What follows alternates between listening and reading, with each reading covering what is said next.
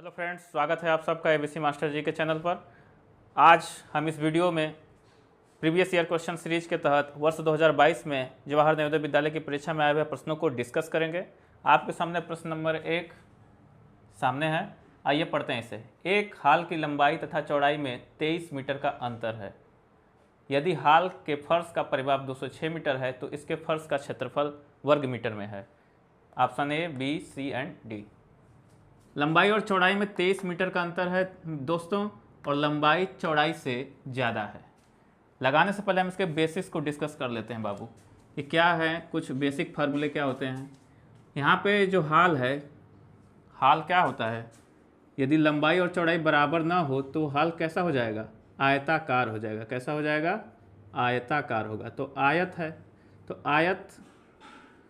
आयत का क्षेत्रफल बराबर क्या होता है, क्योंकि यहाँ पे क्षेत्रफल की चर्चा की गई है तो आपको फार्मूले की ज़रूरत पड़ेगी। और यह आयत की लंबाई है और यह चौड़ाई है, यह चौड़ाई है। लंबाई के सामने ये लंबाई, चौड़ाई के सामने ये चौड़ाई हो गई। आमने सामने की भुजाएं क्या होती है बाबू, बराबर होती हैं। ये इसके बराबर और ये इसके बराबर होती है। किसी भी आयत में आमने सामने की भुजाएं क्या होती हैं, बराबर होती हैं। तो आयत का क्षेत्रफल क्या हो जाएगा, लंबाई गुणे चौड़ाई। लंबाई मीटर में होगा और चौड़ाई मीटर में होगा तो क्षेत्रफल क्या हो जाएगा, बाय डिफ़ॉल्ट वर्ग मीटर में आ जाएगा। परिमाप की बात करें, आयत का परिमाप, तो आयत का परिमाप का फार्मूला होता है बाबू 2 कोष्ठ में लंबाई प्लस चौड़ाई। आप सब जानते होंगे, ये बहुत बेसिक फार्मूले हैं। किसी भी सवाल को हल करने से पहले आपका हाल है वो क्या है, आयताकार है। हाल क्या है बाबू, आयताकार है। तो आइए देखो क्या कर रहा है। हाल के फर्श का परिमाप 206 मीटर है, तो आप परिमाप दिया है 206, तो आप इसको लगा सकते हो। इस फार्मूले का यहाँ पे यूज होगा। पहली सवाल में देखिए क्या पहली लाइन है, लंबाई तथा चौड़ाई में 23 मीटर का अंतर है। मतलब लंबाई और लंबाई देखिए बड़ी है, तो लंबाई माइनस चौड़ाई, लंबाई माइनस चौड़ाई बराबर कितना आ जाएगा, 23 मीटर। 23 मीटर, ठीक है। और अब दूसरा हम जब इसका अगला स्टेटमेंट है, इस स्टेटमेंट के आधार पे हम परिमाप वाला फार्मूला लगाएंगे कि परिमाप बराबर आपने अभी पढ़ा है 2 कोष्ठ में लंबाई प्लस चौड़ाई। परिमाप कितना दिया है बाबू, 206 मीटर है। 2 कोष्ठ में लंबाई प्लस चौड़ाई। आपको बताया था हमने कि कोई भी चीज़ इधर लेफ्ट हैंड साइड और राइट हैंड, ये राइट हैंड साइड और ये लेफ्ट हैंड साइड, तो अगर एक इस तरफ से इस तरफ आती है, राइट हैंड साइड से लेफ्ट हैंड साइड आए, चाहे लेफ्ट हैंड साइड से राइट हैंड साइड जाए, मतलब दाहिने से बाएं आए और बाएं से दाहिने जाए, तो चीज़ें क्या होती है, पक्षांतर का नियम उस पर लागू होता है। तो 2 इधर क्या है, गुणा है, तो इधर आकर क्या हो जाएगा बाबू, भाग हो जाएगा। तो 2 को हम इधर ले आए, बटे में कर दिए, लंबाई प्लस चौड़ाई। 2 से हम भाग देंगे, कितना आ जाएगा, 1 0 3, लंबाई प्लस चौड़ाई। अब आपके पास 2 चीज़ें हो गई, लंबाई माइनस चौड़ाई बराबर 23 मीटर है, रहने दीजिए, कोई दिक्कत नहीं है। लंबाई प्लस चौड़ाई बराबर 103, ये भी मीटर में ही आएगा, क्योंकि परिमाप क्या है, परिमाप भी आपका मीटर में ही आता है। परिमाप भी एक लंबाई होती है, तो लंबाई प्लस चौड़ाई भी 103 आ गया। तो इसे आप इक्वेशन नंबर 2 ले लीजिए, ठीक है, और इसे इक्वेशन नंबर 1 ले लीजिए, ठीक है। समीकरण देखिए बच्चों, ये कक्षा 5 के लेवल की सवाल तो नहीं ही है, ठीक है, क्योंकि इसमें समीकरणों को हल करना है। आप समीकरणों को हल करना 5 से ऊपर ही आता है, लेकिन फिर भी हमें हल करना है, चूँकि परीक्षा में पूछी गई है। ये एक तरह से क्लास 9th की परीक्षा में पूछे जाने वाली सवाल है, ठीक है। तो आइए देखते हैं। फिर भी ये लंबाई प्लस चौड़ाई इक्वेशन नंबर 2 हो गया। इस इक्वेशन को देखो बाबू, ये जो 23 है, यहाँ पे 23 लिखो, बराबर है, बराबर ये बराबर, बराबर के नीचे बराबर लिखो, लंबाई है, लंबाई के नीचे लंबाई लिखो, और ये माइनस वाला है, माइनस ऐसे लिखो, चौड़ाई है, फिर चौड़ाई लिख दो। तो आपने इक्वेशन नंबर 1 जो यहाँ पे लिखा है, आपने यहाँ पे लिख लिया, ठीक है। अब इन दोनों को देखो हल करना है हमें। इन दोनों समीकरणों को आप जोड़ दो, क्या करोगे, जोड़ देना है हमें। जैसे ही जोड़ोगे तो लंबाई आपस में जुड़ जाएगी, लेकिन चौड़ाई जो प्लस है एक जगह क्या है, माइनस है, ये क्या हो जाएगी, कैंसिल हो जाएगी, ये कैंसिल हो जाएगी। तो इधर जोड़िए, 3 3 6, ये 2 हुआ और 126 हो गया ये, और इधर क्या आ जाए, एक लंबाई मिलकर कितनी लंबाई हो जाएंगी, 2 लंबाई हो जाएंगी। फिर 2 से हम इसमें क्या करेंगे बच्चों, भाग दे देंगे, क्योंकि इधर गुणा है हमने बताया था, फिर इधर आएगा तो क्या आ जाएगा बच्चों, भाग हो जाएगा। तो लंबाई आपकी निकल गई। लंबाई आपकी कितनी आ गई, 2 से भाग देंगे, 2 6 12 और 2 3 6, तो ये लंबाई निकल गई। ये जैसे ही लंबाई निकली आप चौड़ाई निकाल सकते हैं इस यहाँ से, पहले समीकरण से। पहले समीकरण में क्या है, लंबाई माइनस चौड़ाई बराबर क्या है, 23 है ना। यहाँ से निकालो, लंबाई कितना दिया है 63, लंबाई के नीचे रख दो 63 माइनस चौड़ाई बराबर 23। ठीक, चौड़ाई को उस तरफ भेज दो, 63 चौड़ाई इधर माइनस है, उधर जाकर क्या हो जाएगी, बराबर को उधर जाकर प्लस में हो जाएगी चौड़ाई। और ये 23 इधर क्या है, इधर ऐसा ही है, तो इधर जैसे ही आएगा ये क्या हो जाएगा, माइनस में हो जाएगा। 23 में मान लो कि इधर 0 जुटा है, तो 0 में जब ये जुड़ा है तो क्या हो जाएगा, इधर आकर घटेगा कि नहीं घटेगा, तो इधर आकर घट जाएगा। घटा दो, 3 में से 3 गया 0, 6 में से 2 गया 4, तो ये हो गई चौड़ाई। अब आगे क्या पूछा, क्या है आपसे, इसके फर्श का क्षेत्रफल। तो फर्श का क्षेत्रफल हमने आपको बताया था कि आयत का, अभी यहाँ पर हमने फार्मूला बताया कि लंबाई गुणे कितनी होती है, चौड़ाई, लंबाई गुणे चौड़ाई। तो क्षेत्रफल क्या है, लंबाई कितनी है 63 है और चौड़ाई कितनी है 40 है। दोनों का मल्टीप्लाई कर दो, 0 अंतिम में आएगा ही, 4 3 12, 4 6 24 1 25, क्या हो जाएगा, वर्ग मीटर में आएगा, वर्ग मीटर। कौन सा ऑप्शन सही है बाबू, ऑप्शन नंबर बी आपका सही ऑप्शन है। बेसिक के तौर पर क्या है, यदि चीज़ें आपको समझने में यहाँ पे कठिनाई हुई हो कि ये क्वेश्चन नंबर 1 और क्वेश्चन नंबर 2 को सर कैसे कर रहे हैं, आइए समझ लीजिए, थोड़ा सा हट के कुछ बेसिक चीज़ें समझते हैं। नहीं समझ में आए, देखिए ये है आम, क्या है बाबू, आम। ठीक है, हम ये समझ लेते हैं ये क्या है, आम है। ठीक, एक आम है और आम के साथ क्या जुटा है, अमरूद जुटा है, आपके प्लेट में है।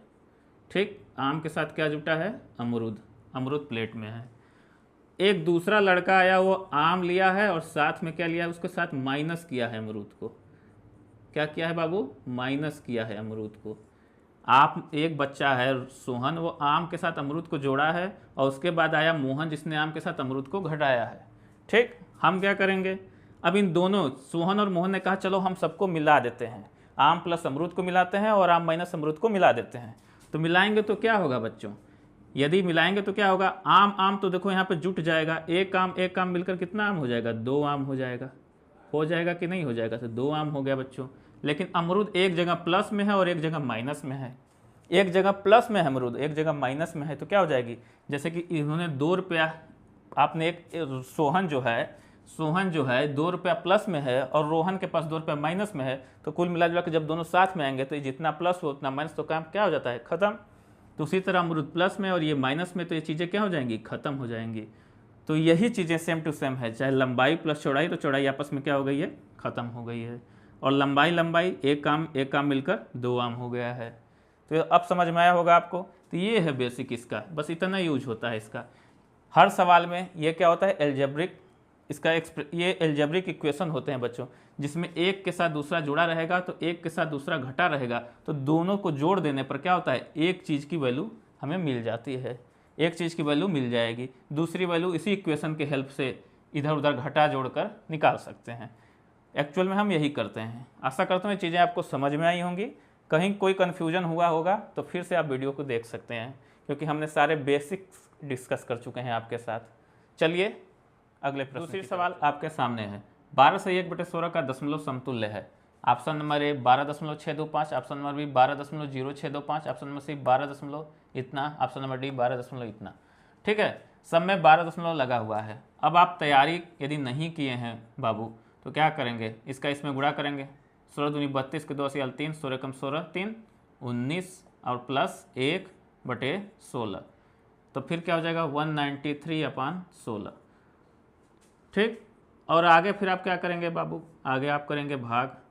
ठीक, तो आगे जैसे ही आप भाग देंगे बाबू, प्रक्रिया क्या हो जाएगी, टाइम टेकन हो जाएगी, लंबी हो जाएंगी प्रक्रियाएं, तो आपका टाइम वेस्ट होगा। आप सवाल तो कर ले जाएंगे लेकिन परीक्षा पास नहीं कर पाएंगे इस तरह। तो हमें क्या करना है बाबू, हमें दूसरा तरीका लगाना है। दूसरा तरीका ये देखते हैं, 12 से 1/16 को आप क्या लिख सकते हैं, 12 + 1/16।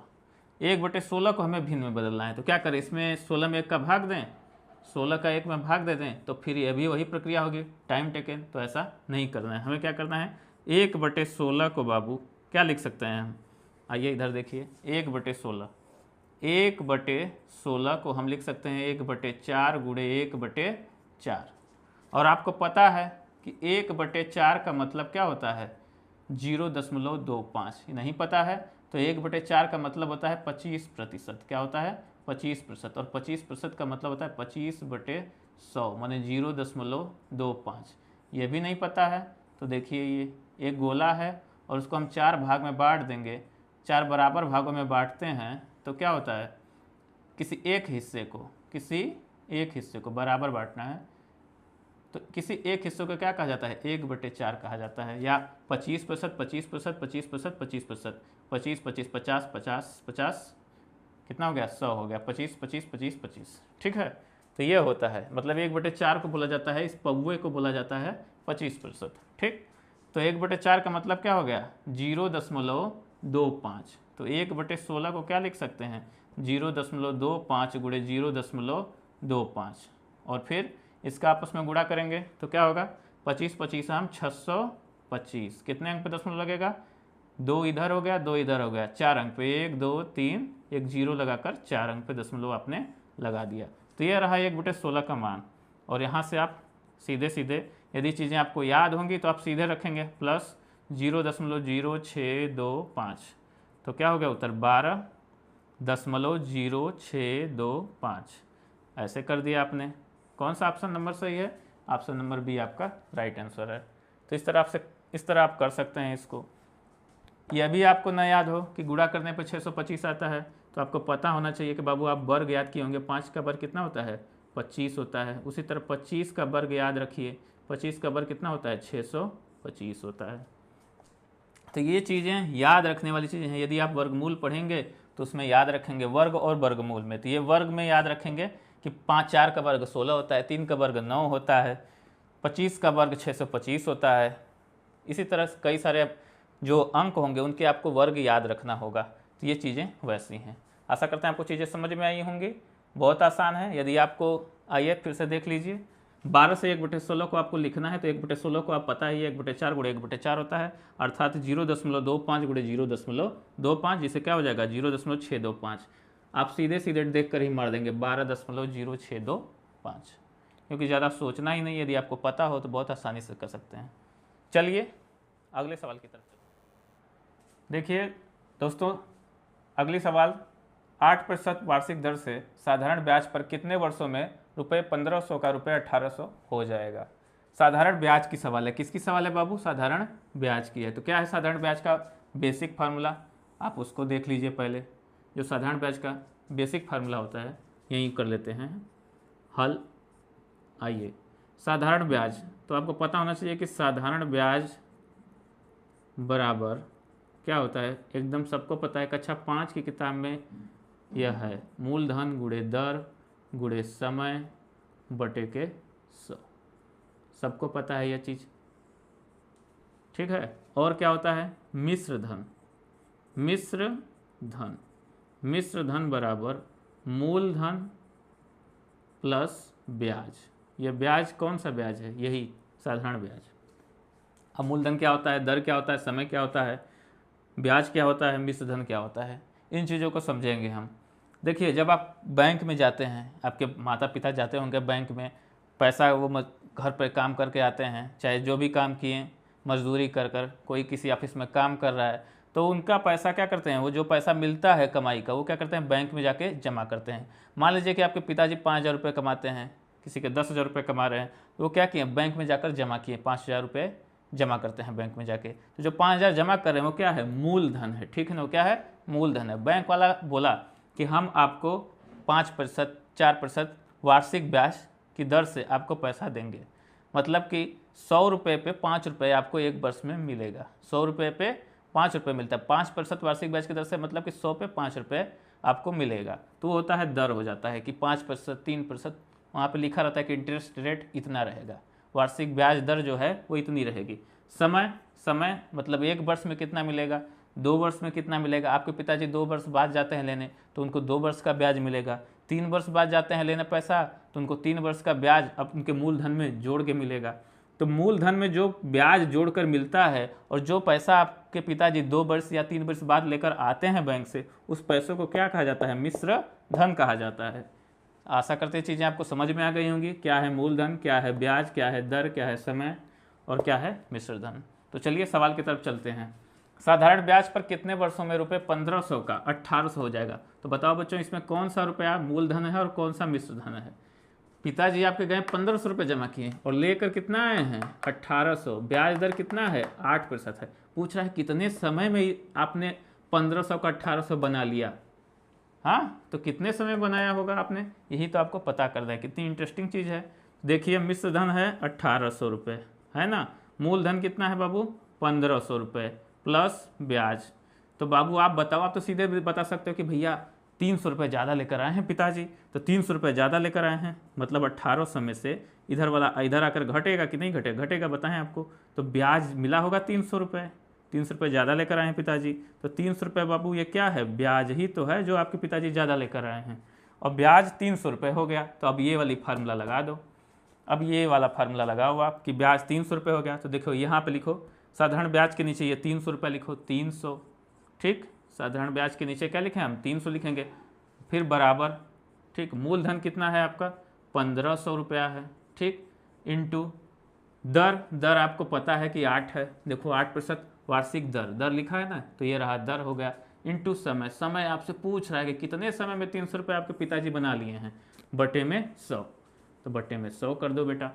अब देखो डबल शून्ना है, डबल शून्ना से ये डबल शून्ना काट दो, कितना हो जाएगा, इधर देखो 300 है तो 300 लिखो, बराबर 15 वाट है 120 गुणे समय, नीचे क्या है 1, अब ये कट गया तो नीचे 1 ही बचा, तो उसका कोई मतलब नहीं 1 का। अब देखिए 120 इसमें गुणा है तो इधर अगर क्या हो जाएगा, भाग हो जाएगा, तो 300 बटे के 120 बराबर के नीचे बराबर, और समय इधर अकेले बच गया, तो इसका मतलब अब समय आप निकाल लिए हैं।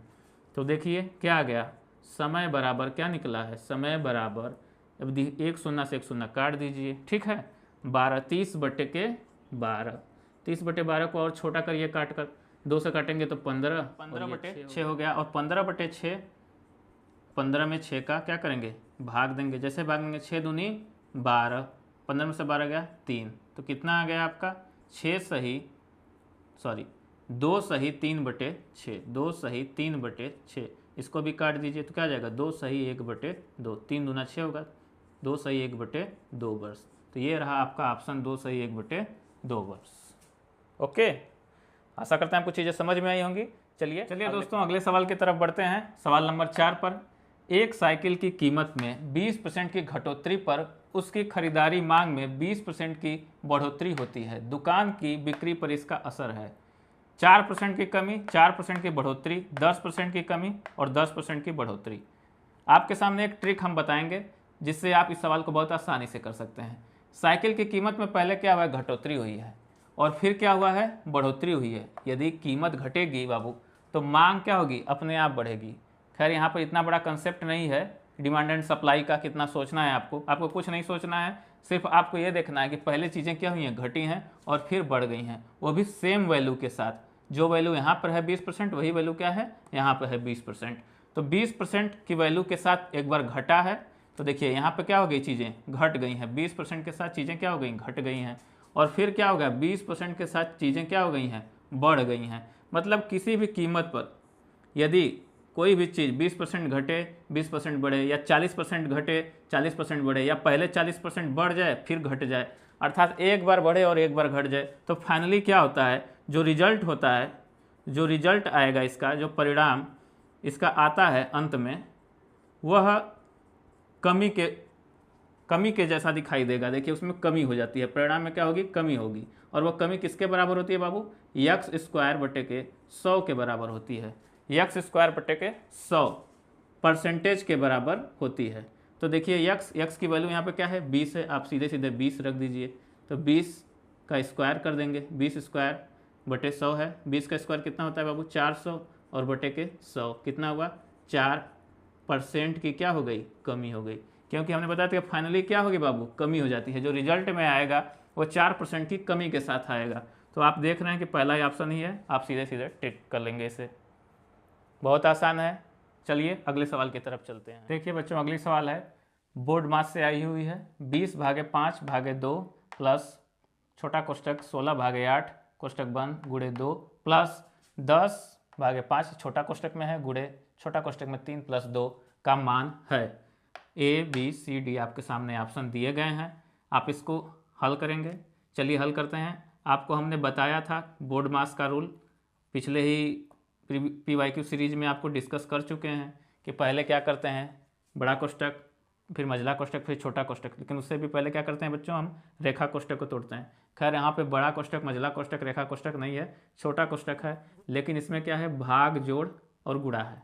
ठीक, तो हम पहले क्या करेंगे, का को काटते हैं, फिर भाग देते हैं, फिर क्या करते हैं, गुणा करते हैं, फिर जोड़ घटाना करते हैं। तो उसी नियम के आधार पर हम क्या करेंगे, यहाँ पे सवालों को हल करेंगे।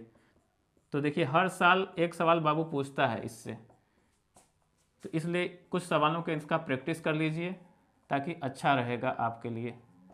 आइए, तो देखिए पहले क्या करेंगे, हम छोटा कोष्टक हटाएंगे, तो इसके अंदर की जो चीज़ें इसे सॉल्व करेंगे। तो 20 में 5 का भाग देंगे तो बाबू कितना आएगा, 4 आएगा, 4/2 प्लस इसका भाग देंगे तो 2 आएगा, इंटू 2 प्लस ये प्लस आ गया, फिर भाग देंगे तो 2 आएगा, इंटू इसको छोटा कोष्टक हटाने के लिए इसको जोड़ेंगे तो 3 × 2 = 5। अब क्या करेंगे, देखिए पहले भाग करेंगे, न कि पहले जोड़ेंगे, हम पहले इधर भाग कर लीजिए। तो 2 का भाग देंगे 4 में कितना जाएगा, 2 प्लस इधर 2 दूनी 4 प्लस 2 × 5 = 10, 4 × 2 = 6, 10 कितना हो जाएगा, 16। तो आपका ऑप्शन नंबर कौन सा सही है, सी ऑप्शन आपका सही है। बहुत आसान सवाल थी, बड़े आसानी से कर सकते हैं। रूल आपको पहले ही बताए थे। पहले आप क्या करते हैं, का को काटते हैं, फिर भाग देते हैं, फिर गुणा, फिर जोड़, फिर घटाना। जोड़ घटाना में आप किसी को भी पहले आगे पीछे कर सकते हैं। ठीक है, का मतलब क्या होता है, का मतलब होता है गुणा ही एक्चुअल होता है, लेकिन जब का लिख देगा तो आप पहले का को ही करेंगे, चाहे ऑफ, जिसे इंग्लिश में कहा जाता है ऑफ। चलिए अगले प्रश्न की तरफ चलते हैं। देखिए बच्चों, अगली सवाल है, 2 अंकों वाली प्राकृत संख्याओं की संख्या है। 2 अंकों वाली प्राकृत संख्याओं की संख्या है। आप गिनती पढ़ते होंगे बच्चों, प्राइमरी विद्यालय में तो हमेशा गिनती पढ़ाई जाती है जब छुट्टी होती है। तो देखिए 2 अंकों वाली प्राकृत संख्याओं, तो आपको पता होगा पहले गिनती कैसे शुरू होती है, 1 2 3 9 तक शुरू होती है, फिर 9 तक आती है, फिर 10 आ जाती है, फिर उसके बाद यहाँ पे 11 आता है, और यहाँ पे 20, फिर 21, फिर 30, ऐसे आता है ना, 11 12 करके 20 तक आएगा, 21 से 30 तक आता है, फिर 31 से 40 तक आएगा, फिर 41 से आएगा 50 तक, फिर 51 से 60 तक, फिर 61 से 70 तक, फिर 71 से 80 तक, फिर 81 से 90 तक, 81 से 90 तक आएगा। ठीक, और फिर यहाँ से 91 से 100 तक आएगा। तो ये 3 अंकों वाली होगी। इसके ऊपर क्या है, 99। ठीक, तो देखिए 11 से 20 तक कितनी संख्याएं होंगी, 10 हो गई। 21 से 30 तक कितनी संख्या होंगी, 10 हो गई। 10 10 20 10 30 10 40 10 50 10 60 10 70 10 80, और देखिए एक यहाँ पे कम कर देंगे तो ये क्या हो जाएगा, 9 रहा, ये हो गया 9। 80 + 9 और एक संख्या इधर हो गई, ये बीच में कितनी हो गई, ये जो बीच में हुआ ये 80 हो गया। एक इधर पहले से है, 1 + 80, और ये लास्ट वाला 9 हो गया। तो ओवरऑल कितना हो गया, 9 1 10, 80 10 90। तो 2 अंकों वाली प्राकृत संख्याओं की संख्या क्या हुई बच्चों, 90। बहुत आसान सवाल है, बताने की भी जरूरत नहीं थी, लेकिन मैंने डिस्कस कर दिया इस सवाल को। बहुत आसान है, क्योंकि 2 अंकों वाली प्राकृत संख्याओं की संख्या आपको पता होनी चाहिए कि इनकी संख्या कितनी होती है, 90 होती है। चलिए अगले सवाल की तरफ चलते हैं, वो भी बहुत आसान सवाल है। 2100 का अभाज्य गुणनखंड निकालिए। अगली सवाल यही है, 2100 का अभाज्य गुणनखंड निकालिए। तो देखिए आपके पास 2 तरीके हो जाते हैं। प्रश्न नंबर 7, 2100 का अभाज्य गुणनखंड निकालिए। अभाज्य गुणनखंड निकालिए। ठीक है, गुणनखंड निकालिए। आपके पास 2 तरीके होते हैं बाबू। 2100 का क्या करेंगे आप, एलसीएम निकालेंगे। ठीक, एलसीएम में आप क्या करते हैं, 2 से, फिर 3 से, फिर 5 से, फिर 7 से, फिर 11 से, फिर 13 से, फिर 17 से, फिर 19 से, इन सब से आप क्या करते हैं, भाग देते हैं। ठीक है, तो इन सब चीज़ों से आप भाग देते हैं बार बार। तो देखिए अभाज्य गुणनखंड का मेन कंसेप्ट क्या होता है कि हम प्राइम फैक्टर, प्राइम नंबर से भाग देते हैं। अभाज्य का मतलब होता है इंग्लिश में प्राइम बोलते हैं, तो प्राइम नंबर से हम भाग देते हैं, ठीक है ना।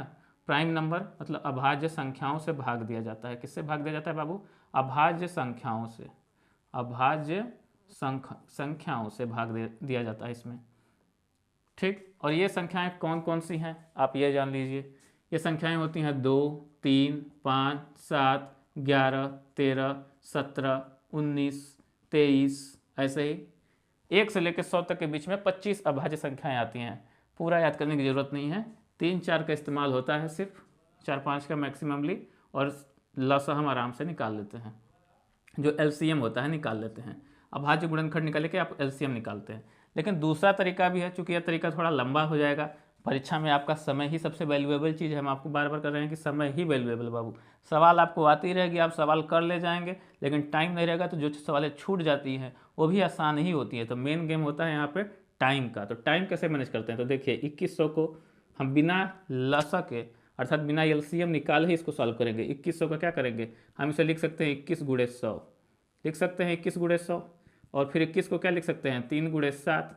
और 100 को क्या लिख सकते हैं? 20 5 100, 5 गुणे 20 लिख सकते हैं। फिर 3 गुणे 7 गुणे 5, 20 को क्या लिखेंगे? 2 गुणे 10 और 10, और फिर 3 गुणे 7 गुणे 5, फिर 2 हो गया, 10 को भी तोड़िए, 2 गुणे 5। अब देखिए 2 3 5 7 में ये आ गया। अब प्राइम नंबर आपके आ गए, तो यही आपका आंसर हो जाएगा। इसको क्रम से लिख लीजिए। पहले किसको लिखेंगे? 2 को लिखेंगे, तो 2 गुणे 2 गुणे 3 गुणे 5, फिर एक बार और 5 है, और लास्ट में 7।